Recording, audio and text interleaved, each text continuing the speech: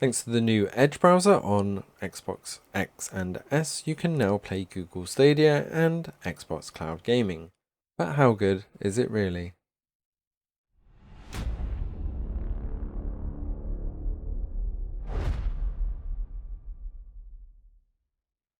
So let's start off with the ones that don't work. GeForce NOW is still unsupported, and this is because the Edge browser is unsupported across the board, even on PC, for unknown reasons at this time. Boosteroid appears to work at first until you actually get into a game, and then if you need to log in, you're going to be a bit stuck because you can't seem to bring up the keyboard.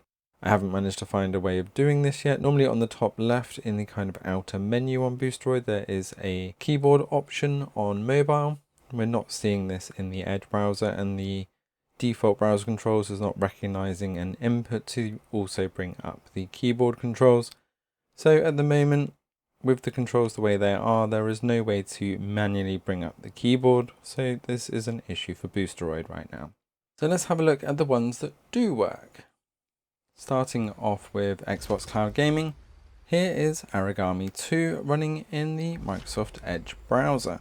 You'll notice straight away that it's not the full 4K quality, but it isn't too bad, and there is a couple of quirks that you need to look out for. To manage getting in and out of full screen, you actually use the left menu button, but this is an in-game action, so you do regularly find yourself hitting the menu key to then get yourself kind of locked in this situation. So to get out of it, you have to come out of full screen, then hold the right menu button to switch back to game controls, to switch back to mouse controls, and then select switched back to game controls. So as long as you don't accidentally hit that menu button, it works extremely well. There is a very marginal input latency, which you get used to fairly quickly, but it is noticeable straight off the bat. But all in all, the quality of Origami 2 is just absolutely sublime. Just look at the quality as we dive down and take out this guy. It just looks so good. So let's dive over to Arc. This one is a bit more taxing on the graphics front, and we can see that quality drop a little bit more. So we're definitely getting that 1080 stretched image, but it still runs quite well. And we do get a little bit of that input latency again, but very easy to get used to.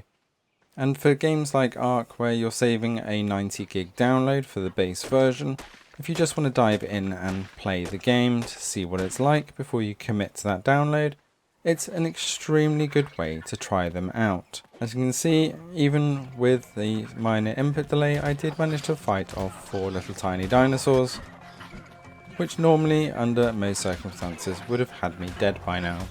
So quality wise, Arc is not the highest quality game, and we can see that there is a little bit of stream compression overall, but as long as you don't hit that left menu button, you are going to be able to play quite happily. So what about Google Stadia?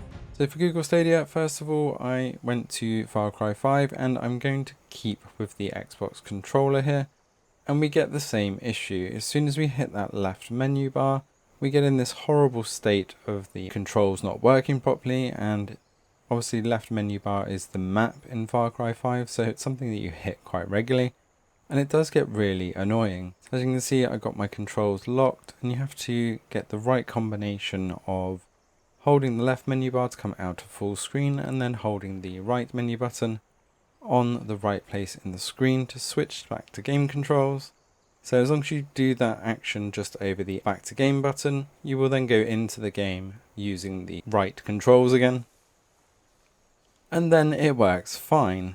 But if you do hit that left menu button to go to the map, it will mess the controls up again in the game. As we're running around, you can see it's not full 4K, and I'll show you that for definite in just a second. However, the 1080 upscaled image here, which is just stretched on the 4K display, does look really good here.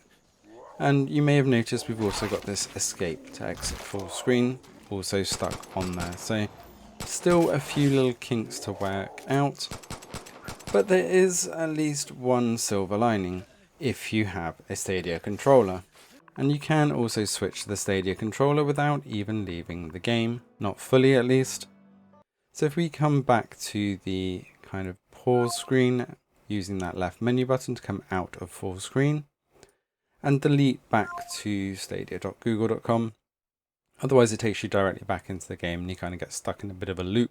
We can then go to the home page, use the mouse controller version of the Xbox controls, and open up the controller menu.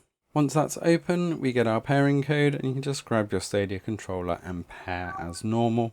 And then once that's linked, you can just pretty much put the Xbox controller to one side and carry on with the Stadia controller.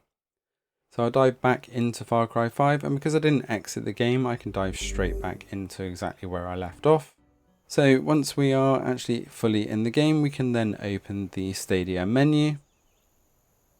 And we can see that it's not full 4K, so saying that 4K is unsupported by this device.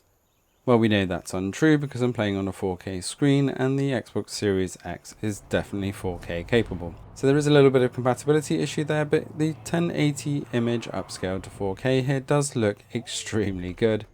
So playing Google Stadia now on a 4K TV via the Xbox Series X and the Stadia controller is a definite step up from having multiple devices. So if it did natively support that 4K, it would be a big bonus, but also at the moment not the end of the world if you want to do it all through one device.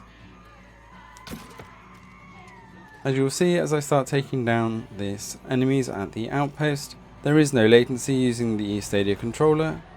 It did feel a little bit different to the Xbox Series X controller, so there definitely was a minor amount of input latency on the Xbox Series X controller, which is eradicated by the Stadia controller.